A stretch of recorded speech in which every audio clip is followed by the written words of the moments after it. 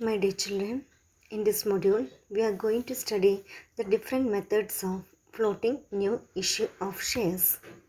Since primary market deals with new issue of securities, it is also known as new issue market.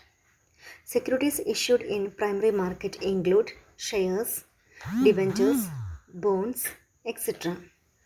Such an issue may be in the form of issue of securities for the first time known as initial public offer, that is IPO, by a company, and subsequent issue of securities of the same nature by the same company known as follow-on public offer, that is FPO. Primary market facilities these issues.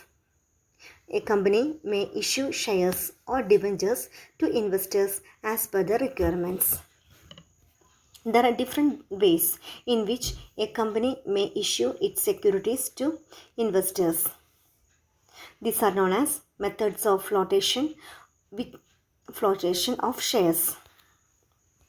The different methods of floating new issue shares are: first one, offer through prospectus, then initial public offer, right issue, offer for sale, and private placement. The first method of flotation is issue through prospectus or public issue. A prospectus is a document which provides details of issue as well as those related to purpose of issue and the company.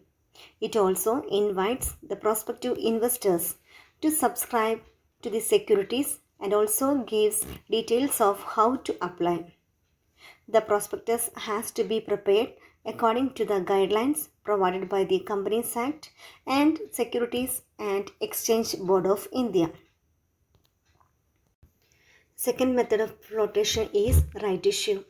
According to the Section 81 of the Companies Act 1956, if a public company wants to increase its subscribed capital by the allotment of further shares after 2 years from the date of its formation or 1 year from the date of its allotment, whichever is earlier, should offer shares first to the existing shareholders in proportion to the shares held by them at the time of offer.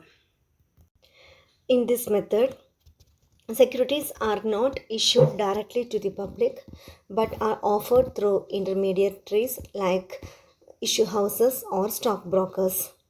These issue houses or stockbrokers purchase the securities in bulk from the issuing company at the negotiated price and sells the securities to general investors at market price. This saves the company from going through the long process of public issue. Another method of flotation is private placement. In this method, securities are allotted to institutional investors in most cases and high net worth individuals in some cases. This method not only saves the flotation cost but also restricts the widespread distribution of securities, which may pose threat for takeover the subsequently in case of securities or equity shares. In private placement, small number of financial intermediaries like Unit Trust of India, mutual funds, insurance companies, merchant banking subsidiaries of commercial banks purchase the shares and sells them to investors at a later date at a stipulated price. The important advantages of private placement are cost effective. This method is very cost effective. Statutory and non-statutory expenses are avoided. Then this method is very time effective, structure effectiveness, flexible to suit the financial intermediaries. Then issue of all sizes can be accommodated. These are the important advantages of private placement. Another method of flotation is E-Ipo. In E-Ipo, offer is made in electronic form through online system of stock exchange or stock exchanges.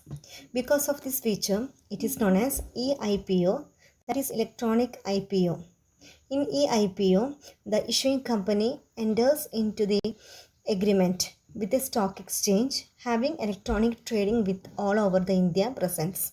that is NSE, National Stock Exchange, or BSE, that is Bombay Stock Exchange.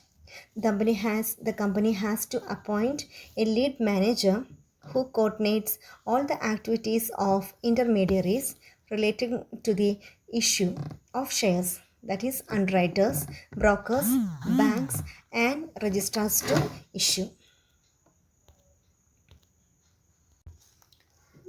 Offer to prospectus, E-Ipo, right issue of shares, private placement, and offer for sale. These are the important methods of flotation of shares. Thank you.